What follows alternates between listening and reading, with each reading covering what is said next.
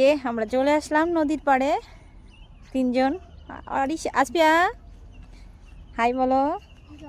কি সুন্দর দেখেন নদীতে কি পরিমাণ এখন স্রোত, আর এখন মনে হয় জোয়ার না ভাবি, এখন হচ্ছে জোয়ার, তো পানি অনেকটাই হয়েছে। আর আমরা এখানে কি করতে এসেছি? শাক তুলতে এসেছি। কি শাক তুলবেন আপনি? পাট শাক না কলমি শাক? তো মেজো ভাবি এখন শাক তুলবে, আর আমি একটু ভিডিও করতেছি ছোট্ট করে আপনাদের দেখানোর জন্য। তো ভিডিওটা কেমন হয়েছে অবশ্যই সবাই একটু কমেন্টের মাধ্যমে জানাবেন। কি এটা? শামুক?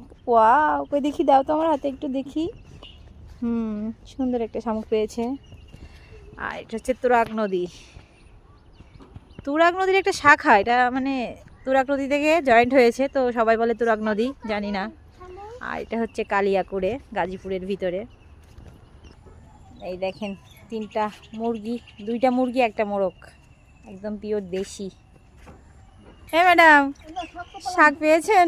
শাক খুঁড়তে এসেছিল, শাকই পাইনি, এখন খালি হাতে বাসায় চলে যাচ্ছে।